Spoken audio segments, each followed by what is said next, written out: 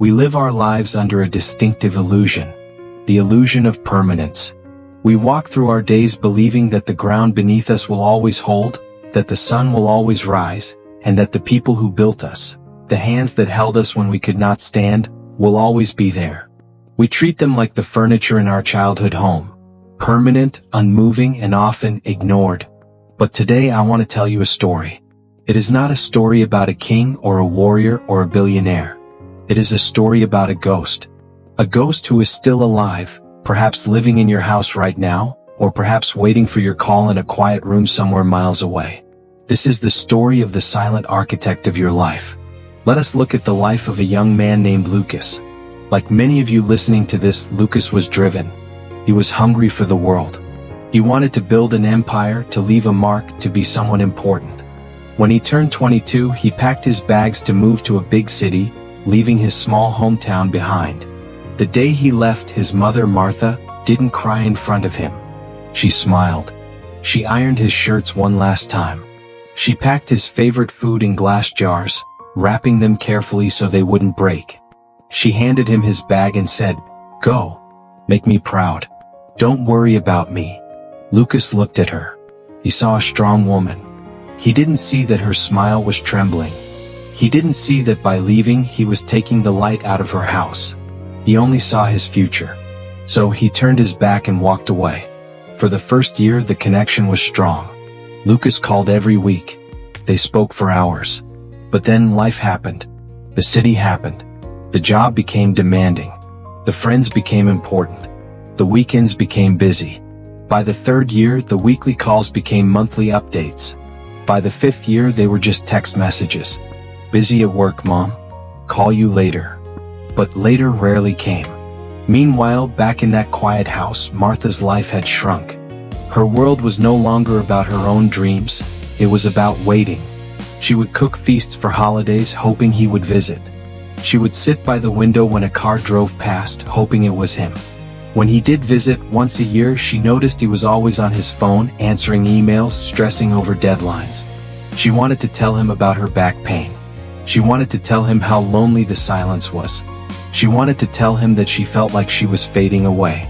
But she looked at him, so stressed and busy, and she swallowed her words. She poured him tea and asked, "Is your work going well, my son?" She made herself small so he could feel big. She hid her pain so he wouldn't be burdened. This is the tragedy of the modern age. We prioritize our independence, forgetting that our independence was paid for by someone else's dependence. A mother is the only creature in the universe who breaks her own body to make yours whole.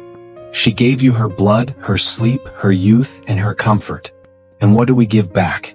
We give her the leftovers of our time. The world loves you for what you can do. Your boss loves you for your output. Your friends love you for your personality. The world is transactional. But your mother? Her love is the closest thing human beings have to the divine. It is irrational. It is unconditional. She loved you before you even had a name. She loved you when you were nothing but a heartbeat in the dark. Lucas realized this too late. The story goes that one Tuesday afternoon, Lucas received a promotion. He was on top of the world. He wanted to share the news. He scrolled through his phone, passed his mother's name, and called his friends instead to plan a party. That evening he finally decided to call her. The phone rang, and rang, and rang. For the first time in his life, nobody picked up. He felt a strange coldness in his chest. A few hours later, a neighbor called him. Martha had collapsed in the kitchen. The drive home was the longest of his life. When he entered the hospital room, the silence was deafening. He sat beside her, holding a hand that used to be strong, a hand that had washed him, fed him, and guided him. Now it was frail and cold. In her bag he found a small notebook. He opened it to the last page. It was dated 3 days prior. It read, "I didn't call him today. I didn't want to disturb his work. I just missed the sound of his voice. I hope the world is being kind to my boy. I am so proud of him." Lucas wept. The promotion, the money, the status, the city apartment, it all turned to dust. He realized that while he was busy building his future, he had neglected his foundation. He realized that the most expensive thing he owned was not his car or his house. It was the time he had just lost. You see, we think we have time. That is the great lie. We think they will always be there. But the harsh truth of existence is that one day you will walk into that room and the chair will be empty. The number on your phone will no longer connect to a voice. And all the wealth in the world will not be able to buy you 5 more minutes to say, I love you. So, this story is not just about Lucas. It is about you. If you are lucky enough to still have that person in your life, you are richer than a billionaire. Do not wait for the right time.